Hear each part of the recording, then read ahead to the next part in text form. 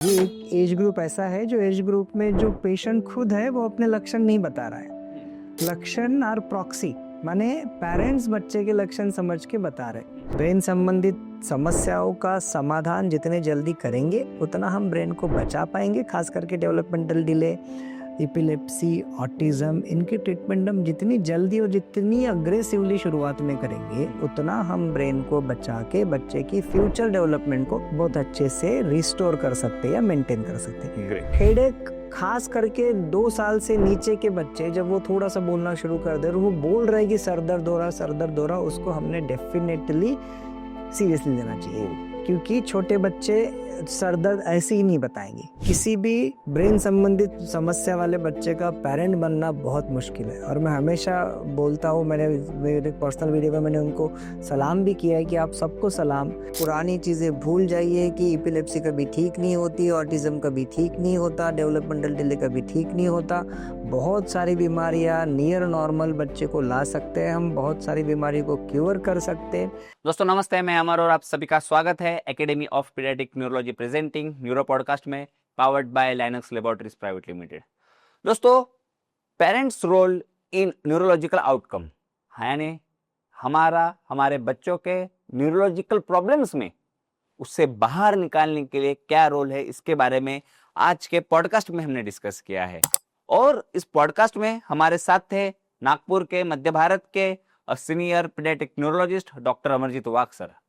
दोस्तों, उनके साथ डिस्कशन में हमने ये जाना कि पेरेंट्स भी थकते हैं लेकिन पेरेंट्स में उत्साह भी है, वो अपने बच्चों को ठीक करके ही मानेंगे।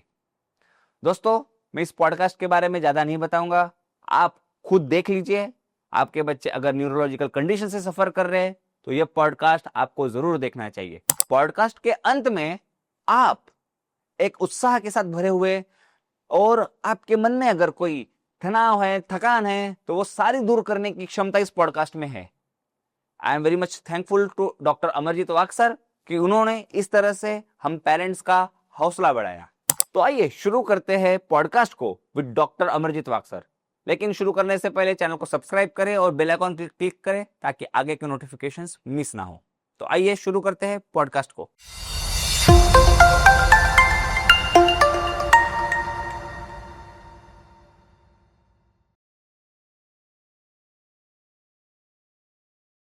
सर नमस्ते। नमस्ते। Welcome to neuro podcast. कैसे हैं सर आप? बहुत ठीक, बोलिए। ग्रेट।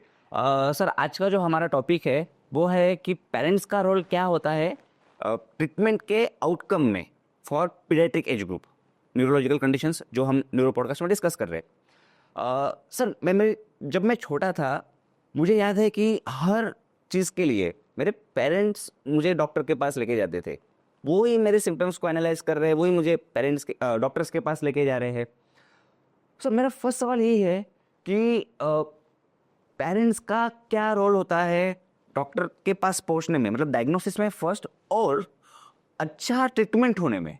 जैसा अभी आपने कहा कि ये एक एज ग्रुप ऐसा है जो एज ग्रुप में जो पेशेंट खुद है वो अपने लक्षण नहीं बता रहा है।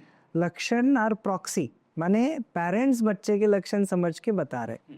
तो इसीलिए पेरेंट्स को भी ये समझना बहुत ज़रूरी है। जो हम अवेयरनेस कर रहे हैं, ये अवेयरनेस मेनली पेरेंट्स के लिए है कि बच्चों में क्या लक्षण हमने देखने चाहिए और इन लक्षणों को हमने समझ के डॉक्टर के साथ कैसे डिस्कस करना चाहिए। इसीलिए खास करके कोई भी न्यूरोलॉजिकल डिसऑर्डर्स में, जैसे 2 साल 3 साल का बच्चा खुद होके मुझे सर दर्द हो रहा है ऐसा शायद नहीं बताएगा। वो कुछ सिम्टम्स दिखाएगा कि सर को हाथ रख के बैठेगा, या कंटिन्यूसली वहाँ पे किसी ने टच किया तो रोते जाएगा, या उसको फीवर है तो वो डल हो जाएगा। तो ये लक्षण पेरेंट्स ने समझना ज़्यादा ज़रूरी है और उसके बाद ही वो डॉक्टर के पास ले जाएंगे। बड़े लोगों में पेशेंट खुद बोलता है कि मुझे सर दर्द हो रहा, मुझे पीठ दर्द हो रहा, मुझे पेट दर्द हो रहा, बट बच्चे वैसा नहीं कर गए। इसीलिए उनके लक्षण समझना बहुत ज़्यादा ज़रूरी है, जो कि इनडायरेक्ट हो सकते हैं। यहीं पे पेरेंट्स का रोल बहुत ज़रूरी है कि हम उनको पता रहना चाहिए कि 1 से 2 साल में बच्चे का ब्रेन का डेवलपमेंट कैसा है, ब्रेन संबंधित उनको कैसे लक्षण आ सकते हैं, उन लक्षणों का अर्थ क्या है, उन लक्षणों के लिए हमने किसको दिखाना चाहिए। तो ये बहुत मायने रखता है और इसलिए थ्रू सब हमारी हमेशा ये कोशिश रहनी चाहिए कि हम पेरेंट्स को कितना अवेयर कर सके ये लक्षणों के बारे में। क्योंकि वैसे भी खास करके झटके की बात जब हम कर रहे हैं, अगर हम ब्रेन संबंधित बीमारियों के बारे में बात करें, अगर हम झटके की बात करें, तो आज भी यही कंसेप्ट है कि हाथ पैर टाइट करना, आंखें ऊपर करना, यही झटका है। ये सिर्फ झटका के प्रकार है, इसके अलावा भी बहुत अलग अलग प्रकार फीट के हैं जिसमें बच्चे अलग अलग प्रकार के लक्षण दिखाते हैं।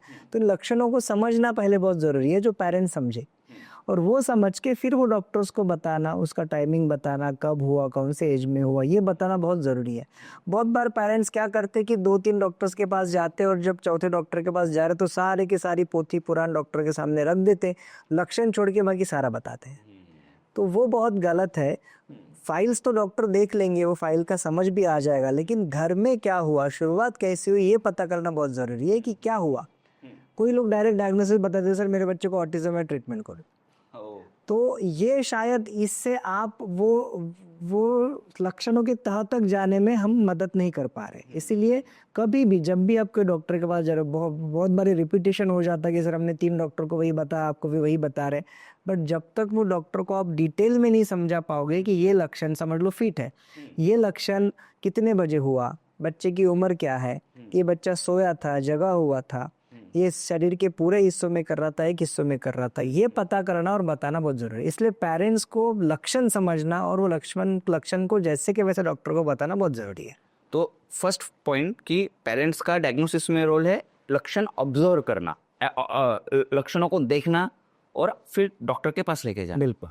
अभी सर एक डिस्कस हम कर सकते हैं कि क्या लक्षण जनरली हमने देखने चाहिए। हम एज ग्रुप, हम पूरे पीडियाट्रिक एज ग्रुप के बारे में डिस्कस कर रहे हैं, तो उसको हम बाइफरकेट करके जैसे पहले 3 साल में क्या लक्षण देखने चाहिए, बाद में क्या देखने चाहिए और आगे क्या देखने चाहिए, तो ये फिर से निर्भर करेगा कि ब्रेन संबंधित कौन सी बीमारियों के बारे में बात करते हैं। जैसे हम ब्रॉडली अगर कैटेगराइज करें तो ब्रेन की बहुत सारी बीमारियां जो बच्चों में कॉमन है, एक है इपिलेप्सी, एक है ऑटिज्म, एक है डेवलपमेंटल डिले, एक है चलने की प्रॉब्लम्स होना, एक है मसल संबंधित प्रॉब्लम होना। तो हम ब्रॉडली अगर ये 5 कैटेगरीज की बात करते हैं, वैसे बहुत है लेकिन हम यही 5 के ऊपर डिस्कस करेंगे। तो अगर हम फीट या इपिलेप्सी के बारे में बात कर रहे हैं तो जैसा मैंने बताया कि पहले 2 से 6 महीने की उम्र तक अचानक शरीर में जर्क्स आना, या 6 से 8 महीने की उम्र में अचानक से इस प्रकार से नीचे झुका देना, या एक तरफ कंटिन्यूसली देखते जाना, या हाथ पैर अकड़ा के आंखें ऊपर कर लेना, ये अलग अलग प्रकार के फिट के लक्षण हमें देखने चाहिए। कोई पर्टिकुलर एज ग्रुप में जैसे 6 से 8 साल की उम्र में बच्चों को बहुत बार नींद में झटके आते, तो ये नींद वाले झटके नींद के कौन से समय में आ रहे हैं, मानिए नींद में जाने के 1 घंटे के भीतर, जैसे 10 बजे बच्चा सोया तो 11 बजे के पहले झटका आ रहा, या सवेरे 5-6 बजे झटका आ रहा है, तो वो पता करना जरूरी है। और कौन से हिस्से में आ रहा है, पूरे हाथ पैर में आ रहा है, शरीर के एक हिस्से में आ रहा है, ये हम इसको रोलैंडिक इपिलेप्सी बोलते हैं। वैसे ही अब्सेंस सीजर करके एक प्रकार है, जिसमें बच्चा, अभी बात कर रहा हूँ मैं, रुक गया, तो ये जो मैं रुक गया हूँ ये हो सकता कि वो झटका आ रहा है, तो ये झटके की तरफ लक्षण देना, ध्यान देना जरूरी है। ये हो गया फीट के बारे में। अब हम बात करते हैं ऑटिज्म। ऑटिज्म में एक सिंपल भाषा में अगर बोलने जाए तो 3 चीज़ें अफेक्ट होती है। एक होता है आपका वर्बल कम्युनिकेशन, माने मैं जो बोल रहा हूँ ये वर्बल कम्युनिकेशन है, मैं जो हाथों के इशारे कर रहा हूँ ये नॉन वर्बल कम्युनिकेशन है, और बच्चा हाइपर एक्टिव है। तो आपके बच्चा 2 से 2.5 साल की उम्र में सही ढंग से बात नहीं कर रहा, आपसे सही नज़र नहीं मिला रहा, बच्चों के साथ घुल मिल नहीं रहा, ये सोशल एक्टिविटी है। सोशल एक्टिविटी बच्चा नहीं कर रहा, इन शॉर्ट अपने में ही रह रहा है और बहुत हाइपर है, ये लक्षण ऑटिज्म की शुरुआत हो सकती है। तो इसलिए ये लक्षणों की तरफ ध्यान देना जरूरी है। इसलिए हमको ये पता होना चाहिए कि बच्चे का ब्रेन का डेवलपमेंट कैसे है। 1 से 1.25 साल में बच्चा चलता है, 12 से 15 महीने के बीच में बच्चा बाई सिलेबल्स बोलता है, बाबा, तत्ता, पापा। 18 से 20 महीने में बच्चे 1 से 2 शब्द बोलता है, 2 साल के आसपास 2-3 वर्ड्स मिलके बोलने की शुरुआत करता है। अगर ये सब चीज़ें बच्चा नहीं कर रहा तो डेफिनेटली हमको डॉक्टर को दिखाना जरूरी हो गया ऑटिज्म। अब हम बात करते हैं लर्निंग डिसऑर्डर के बारे में, कि जब बच्चा सब सही चल रहा, सही समय पे चला, सही समय पे बोला, स्कूल जा रहा है, लेकिन जब अब ये स्कूल जा रहा, पढ़ाई भी कर रहा है, लेकिन पढ़ाई करने के बावजूद वो चीज़ें उसको याद नहीं रह रही है, वो उसको अच्छे से पेपर में लिख नहीं पा रहा है, मेहनत बहुत है लेकिन रिजल्ट नहीं है, सब्जेक्ट का नॉलेज है बट वो उसको इम्प्लीमेंट कैसे करना ये पता नहीं है। ये मैं सिंपल भाषा में बताने की कोशिश कर रहा हूँ। तो ये लर्निंग डिसेबिलिटी की शुरुआत हो सकती है। ओके। फिर आता है मेरे बच्चे का IQ कम होना, या इंटेलेक्चुअल डिसेबिलिटी होना, या मेंटल रिटार्डेशन जिसको हम बोलते हैं। उसमें सिर्फ पढ़ाई नहीं बट ओवरऑल जो समझदारी होनी चाहिए। जैसे 4 से 6 साल में मुझे रिश्तेदार समझते, ये मेरे मामा, ये मेरे काका, ये मेरे दादा है, मैं शॉप में जा रहा हूँ तो मुझे खरीदने के लिए पैसे देने होते हैं, पैसे दे तो कुछ वापस लेना होता है, मुझे कपड़े चेंज करने आते हैं, मुझे वॉशरूम यूज़ करना आता है। ये चीज़ें अगर मैं नहीं कर पा रहा हूँ डिस्पाइट ऑफ मुझे वो एबिलिटीज़ होना, माने मेरे हाथ काम कर रहे हैं, मेरे पैर काम कर रहे हैं, मेरी नज़र काम कर रही है, मैं सुन सकता हूँ, ये सब होने के बाद भी अगर मैं ये पर्पसफुल एक्टिविटीज़ नहीं कर पा रहा हूँ तो शायद मुझे इंटेलेक्चुअल डिसेबिलिटी है या मुझे mild to moderate mental retardation है। तो ये लक्षण पेरेंट्स को पता करना ज़रूरी है। फिर आता है सर दर्द, हेडेक। अब हेडेक खास करके 2 साल से नीचे के बच्चे जब वो थोड़ा सा बोलना शुरू कर दे और वो बोल रहे कि सर दर्द हो रहा, उसको हमने डेफिनेटली सीरियसली लेना चाहिए, क्योंकि छोटे बच्चे सर दर्द ऐसे ही नहीं बताएंगे। ठीक है, 6-8 साल की उम्र में, 10 साल की उम्र में ठीक है कि आपका स्क्रीन टाइम बहुत हो गया, आपको आपने बहुत दिन रात कुछ तो भी एक्टिविटीज कर रहे हो तो आपको सर दर्द हो रहा है। बट छोटे एज में जब सर दर्द हो रहा है, खास करके पीछे वाले हिस्से में जो सर दर्द हो रहा, वॉमिटिंग के साथ जो सर दर्द हो रहा, और सर दर्द की शुरुआत ही बहुत तेजी से हो रही है, तो ये चीज़ें, ये सर दर्द की तरफ पेरेंट्स ने बहुत अच्छे से, बहुत स्पेसिफिकली ध्यान देना चाहिए और डॉक्टर्स को दिखाना चाहिए। तो ये सारे लक्षण हैं जिनको हमने जब भी बच्चे में दिख रहे हैं तो अपने पीडियाट्रिक न्यूरोलॉजिस्ट को दिखाने की ज़रूरत है। Perfect sir. सर अभी हम डॉक्टर के पास गए, सारे लक्षण बताए, डायग्नोसिस हुआ, जो भी है अभी हमने डिसीज की डिस्कशन कर रहे हैं, उसका डायग्नोसिस होने के बाद सबसे पहला तो एक पेरेंट्स के मन में डर बैठ जाता है कि अरे बाप रे, ये कैसे हुआ, हमारे बच्चे के साथ क्यों हुआ। दूसरा लेकिन उस डर के कारण शायद एक डिस्ट्रैक्शन हो सकता है क्या ट्रीटमेंट में, कह रहे नहीं ये हुआ तो अभी और किसी को दिखाए, और क्या करे और क्या करे, और कोई अलग अलग सलाह देते हैं। तो बीइंग पेरेंट्स जब ट्रीटमेंट शुरू हो रही है तो उनकी प्रायर रिस्पॉन्सिबिलिटी क्या है? बिल्कुल, बहुत बहुत अच्छा सवाल है, क्योंकि ब्रेन संबंधित बीमारियां, खास करके ब्रेन संबंधित बीमारियां बहुत बार पहले विजिट में डायग्नोस करना कभी कभी मुश्किल होता है, और यहीं पे प्रॉब्लम्स आते हैं। आपकी जो छोटे लक्षण है, जैसे छोटे नहीं बोलूँगा मैं, लेकिन जो शॉर्ट ड्यूरेशन के लक्षण है, सर्दी, खांसी, बुखार, ये हो सकता है 3-5-7 दिन में कोई डॉक्टर आपको डायग्नोसिस बना के दे रहा है कि हाँ ये वायरल फीवर है, ये डेंगू है, ये मलेरिया है, ये टाइफॉइड है। बट ब्रेन संबंधित समस्याओं में वैसा नहीं है, इसीलिए आपको हमेशा थोड़ा टेस्ट्स का भी यूज़ करना होता है, पूरी क्रोनोलॉजी समझनी होती है, हिस्ट्री डिटेल में पता करना ज़रूरी होता है।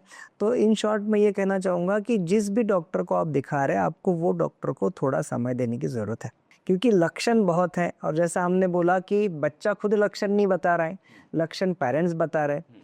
कुछ चीज़ें आपके सामने नहीं हो रही है, पेरेंट्स जो इन्फॉर्मेशन, बहुत बार स्कूल में हो जाता, जैसे बच्चा स्कूल में खड़ा है और उसको चक्कर आके गिर गया, एक टीचर बोलता है कि नहीं उसने आंखें चढ़ा ली थी, फ्रेंड बोलती नहीं नहीं उसने आंखें नहीं चढ़ाई थी। तो अब ये चक्कर है कि फीट है, क्योंकि फर्स्ट एविडेंस, फर्स्ट आई विटनेस कोई नहीं है। तो इसीलिए ये लक्षणों के लिमिटेशंस है, लक्षण बताने वाले के लिमिटेशंस है। इसलिए जब आप डॉक्टर को दिखा रहे हो तो उनको वो समझने के लिए समय देना बहुत ज़रूरी है। जहाँ पे ज़रूरी है वहाँ पे टेस्ट हमको यूज़ करनी चाहिए, और जब आपका टेस्ट और ये सारी चीज़ें हो रही है और एक डायग्नोसिस बन रहा है, तो वो डायग्नोसिस को एक्सेप्ट करना बहुत ज़रूरी है। हम अगर ये बोलते हैं कि नहीं नहीं ये ऐसा तो वो चक्कर आ गया, डॉक्टर ने हमको बेवजह बता दिया, ऐसा है वैसा है, तो वहाँ से आप बच्चे का ही नुकसान कर रहे हो। आप एज अ पेरेंट क्या कर सकते हो कि बच्चे के लक्षण ऑब्जर्व करना चाहिए, जो भी आप लोगों से सुनते हो या जो भी आप कहीं से नेट से सर्च कर रहे हो या कुछ कर रहे हो, आपको जो डॉक्टर बेस्ट लग रहा है, कोई चाइल्ड न्यूरोलॉजिस्ट, कोई भी डॉक्टर आपको बेस्ट लग रहा है, या आपको किसी आपके फैमिली डॉक्टर हैं जिनको सजेस्ट किया, उनके पास ले जा सकते हो। वहाँ तक आपका काम है, वहाँ से आगे तो आपको डॉक्टर को काम करने देना पड़ेगा कि आप बीमारी को समझो, आप अपनी टेस्ट करो और वो टेस्ट के हिसाब से हमको बताओ कि हमारे बच्चे को क्या है। ये इशू ब्रेन संबंधित बीमारी में इसलिए है क्योंकि छोटे समय तक रहने वाली बीमारियां नहीं है। अगर मैं एपिलेप्सी की बात करूँ तो डेफिनेटली कुछ सालों तक इलाज करना होता है, और वहाँ पे थोड़ा सा निराश हो जाना, हताश हो जाना बहुत कॉमन है और होना भी चाहिए। हम इंसान हैं, हमारे बच्चे को, कल तक आपका बच्चा, जैसे सोच लो 8 साल का बच्चा है, कल तक ठीक था, रात को झटका आ गया, आपने डॉक्टर को दिखाया, डॉक्टर ने बोला आपके बच्चे को मिर्गी है। ऑब्वियसली थोड़ा सा हताश होना या अपसेट हो जाना स्वाभाविक है, बट जितना जल्दी आप बीमारी को एक्सेप्ट करोगे उतना अच्छे से आप उसका ट्रीटमेंट कर पाओगे। और उतना ही मैं हमेशा बोलता हूँ कि जितना हताश होकर ट्रीटमेंट करोगे उतना गलतियाँ करोगे, और जितनी गलतियाँ करोगे उतना पेशेंट को रिलीफ मिलने में प्रॉब्लम्स होंगे। इसलिए सही जगह पे आप पहुंचे हो, सही प्रकार की इन्वेस्टिगेशंस आपके हो रहे हैं, एक प्रॉपर डायग्नोसिस हो चुका है। कभी कभी ठीक है कि आप एक ओपिनियन, आजकल बहुत लकीली बड़ी सिटीज़ में एटलीस्ट डॉक्टर्स अवेलेबल है, तो आप एक या दो ओपिनियन ले रहे हो, अगर दोनों ओपिनियन सेम चीज़ों को मायने बता रही है तो आई थिंक आपने एक्सेप्ट करना चाहिए कि हाँ ये बीमारी है। नहीं तो खास करके ये होता है ऑटिज्म की बीमारियों में, आप 1.5 से नॉर्मली ऑटिज्म के लक्षण 18 से 24 महीने में दिखना शुरू हो जाते हैं। आप 18 से 20 महीने में एक डॉक्टर को दिखाते हो, वो बोलते हैं कि लक्षण दिख रहे, बड़े बोलते नहीं नहीं बहुत हमने मोबाइल दिखा लिया करके हो गया। हम 3 साल तक किसी डॉक्टर को दिखाते नहीं, फिर हम 3 साल में दूसरे डॉक्टर को दिखाते, फिर हम 3.5 साल में उसको कन्फर्म करते और फिर हम 4 साल में ट्रीटमेंट शुरू करते। माने आपने बच्चे की 2 साल वेस्ट कर गोल्डन समय जो है। हाँ, खास करके तब जब ब्रेन हमेशा 6 से 8 साल तक बढ़ रहा है, तो ब्रेन संबंधित समस्याओं का समाधान जितने जल्दी करेंगे उतना हम ब्रेन को बचा पाएंगे। खास करके डेवलपमेंटल डिले, एपिलेप्सी, ऑटिज्म, इनकी ट्रीटमेंट हम जितनी जल्दी और जितनी अग्रेसिवली शुरुआत में करेंगे उतना हम ब्रेन को बचा के बच्चे की फ्यूचर डेवलपमेंट को बहुत अच्छे से रिस्टोर कर सकते हैं या मेंटेन कर सकते हैं। ग्रेट। इसीलिए पेरेंट्स को ये समझना बहुत जरूरी है। सर अभी हम पेरेंट्स के हैबिट्स के बारे में थोड़ा डिस्कस करेंगे। पेरेंट्स की अपनी एक लाइफ है, वो अपने हिसाब से वो अपनी ज़िंदगी जी रहे हैं, एंजॉय भी करते हैं सब सारी तरह। पेरेंट्स का लाइफस्टाइल अभी जो आज की जो जीवन शैली है उसके हिसाब से स्ट्रेसफुल हो गया है, मोबाइल स्क्रीन टाइम बढ़ चुका है, और ये सारी चीज़ें आपने आपके ओपीडी में क्या ऑब्जर्व किया है कि पेरेंट्स के लाइफस्टाइल के कारण भी ट्रीटमेंट में कुछ ना कुछ बाधाएं आती है? इसके बारे में आपका कुछ ऑब्जर्वेशन है सर? अब पेरेंट्स की लाइफस्टाइल तो ग्लोबल है, मैंने उनकी लाइफस्टाइल तो चेंज नहीं हो पाएगी। लाइफस्टाइल हमेशा डिपेंड करती है कि कौन से इरा में आप जी रहे हो, कौन से जनरेशन में आप जी रहे हो। इसीलिए वो एक बड़ा स्टेप होगा कि हम किसी की लाइफस्टाइल को बहुत ज़्यादा मॉडिफाई करने की कोशिश करें। बट हाँ, जब हमको पता चल रहा है, खास एक पर्टिकुलर इंडिविजुअलाइज अगर हम बात करते हैं, तो किसी एक पर्टिकुलर पेरेंट के घर में कुछ माने वो उनके बच्चे को कुछ हुआ है, तो उनको वो बीमारी को एक्सेप्ट करके उसको मॉडिफाई कैसे करना चाहिए। जस्ट फॉर द सेक हम ऑटिज्म के बारे में बात करें कि जब ऑटिज्म में हम बोल रहे हैं कि बच्चे का स्क्रीन टाइम ज़्यादा होने के कारण लक्षण बड़े हैं, मैं ये नहीं बोल रहा हूँ कि स्क्रीन टाइम के कारण ऑटिज्म हो रहा है, मैं ये बोल रहा हूँ कि जिनको ऑटिज्म की टेंडेंसी है उनको आप बहुत स्क्रीन टाइम दिखा रहे हो, जिसके चलते इन्वायरमेंटल फैक्टर्स के चलते उसमें ऑटिज्म के लक्षण आ रहे हैं। हम पेरेंट्स को बोल रहे हैं कि बच्चे का स्क्रीन टाइम कम है, तो आप स्क्रीन के सामने रह के बच्चे को नहीं बोल सकते कि बेटा तेरा स्क्रीन टाइम कम करना पड़ेगा, है ना। हमको वो मॉडिफाई करने की ज़रूरत है। उससे ज़्यादा ज़रूरत है कि हमको बच्चे के साथ इंटरेक्ट होने की ज़रूरत है, हमको कंटिन्यूसली बच्चे के साथ बात करते रहने की ज़रूरत है, वो टाइम देने की ज़रूरत है। आजकल क्वालिटी टाइम करके एक शब्द आया है जो पेरेंट्स बोलते हैं, बट क्वालिटी टाइम शब्द तब ईजाद हुआ जब क्वांटिटी ऑफ टाइम आपका कम हो गया बच्चों के प्रति। तो आपको सिर्फ क्वालिटी नहीं देना है, आपको क्वांटिटी ऑफ टाइम भी मायने रखता है। आपने वो टाइम बच्चों को देना है। ठीक है, एवरीबॉडी इज़ बिजी, सब लोग बिजी है, खास करके दोनों पेरेंट्स काम करते हैं, तो बच्चे में जो भी अपन समय देना चाहते हैं वो दे नहीं पाते। बट एटलीस्ट मेरा एक पर्सनल सजेशन ये रहेगा कि एक शेड्यूल सबके लिए होना चाहिए, पेरेंट्स के लिए होना चाहिए, बच्चों के लिए होना चाहिए। वो शेड्यूल में आप कहीं तो भी इंटरेक्ट होने चाहिए एक दूसरे के लिए, फिर वो आधा घंटा क्यों ना हो, 1 घंटा क्यों ना हो, जितना आप बच्चों को समझाओगे। बच्चा ठीक है मोबाइल देख रहा है, बट आप उसके साथ बैठो थोड़ी देर के लिए और ये समझो, आप उसमें से कोई अच्छी चीज़ उसको बताओ। तो ये चीज़ें मायने रखती हैं। ये मैं उन बीमारियों के बारे में बोल रहा हूँ जो इन्वायरमेंटल फैक्टर्स के चलते आती है या उनसे बहुत जल्दी रिलीफ मिलता है। खास करके डेवलपमेंटल डिसऑर्डर्स हो गए या स्पीच डिसऑर्डर्स हो गए या ऑटिज्म हो गया या हाइपर एक्टिविटी हो गई, इसमें पेरेंट्स का बच्चों के साथ इंटरेक्शन होना बहुत ज़रूरी है। दूसरा होता है जो ट्रू इन द सेंस जिनको मेडिसिन डिपेंडेंट बीमारियाँ है, जैसे एपिलेप्सी। एपिलेप्सी में एज अ पेरेंट आपको मेडिसिन टाइम पे देना बहुत मायने रखता, रेगुलर डॉक्टर का फॉलोअप देना बहुत मायने रखता, डॉक्टर्स को रेगुलर दिखाना चाहिए। अपने यहाँ पे टेंडेंसी ये है कि कोई बच्चा एक बार फिट की बीमारी शुरू हो गई, उसको 2-4 महीने वो दवाइयों से आराम पड़ गया, हम लोग बंद कर देते बोल के कि अब तो नहीं आया, बंद कर दो। कोई दूसरा कैटेगरी है पेशेंट की जिनको फिट आती है और झटके कम नहीं होते, तो पेरेंट्स बोलते कि वैसे भी दवा दे के फ़ायदा नहीं है तो बंद कर देते। मतलब जिनको आराम मिला वो भी बंद कर रहे, जिनको आराम नहीं मिल रहा वो भी बंद कर रहे। तो ये चीज़ों को अगर हम इस तरीके से जाएंगे तो बीमारी कभी ख़त्म नहीं होगी, बेवजह बढ़ती जाएगी और ब्रेन को प्रॉब्लम्स होंगे। तो यहाँ पे फिर आता है फाइनेंसेस का सवाल, कि जब हम प्राइवेट डॉक्टर्स को दिखा रहे हैं तो डेफिनेटली आपको खर्चा आ रहा है ना। तो वो चीज़ें हमने कैसे मायने रखने, कैसे मैनेज करना चाहिए, डेफिनेटली बहुत ज़रूरी है। और ये करके आप सिर्फ ये बीमारी को दूर नहीं कर रहे। खास करके पेरेंट्स से मेरी ये रिक्वेस्ट है कि ब्रेन संबंधित बीमारियां अगर आप 6 से 8 साल के बीच में बहुत अच्छे से कम कर रहे हो, कंट्रोल कर रहे हो, तो उसका भविष्य, उसका डेवलपमेंट बहुत अच्छे से बना रहे हो। एक प्रकार की एडिशनल फीस आप उनको पे कर रहे हो उनके लिए, जो कि बहुत ज़रूरी है ना। तो इसलिए इस तरीके से लाइफस्टाइल मॉडिफिकेशंस पेरेंट्स की तरफ से होना चाहिए। Perfect sir. एक हम लास्ट स्टेज में है हमारे पॉडकास्ट के। सर एक वर्ड है केयर गिवर फटीग। मतलब मुझे पता है कि वो मेरा बच्चा है, मुझे उसके वो जिस कंडीशन से जा रहा है उससे बाहर निकालने के लिए उससे मुझे पूरी सहायता करनी है।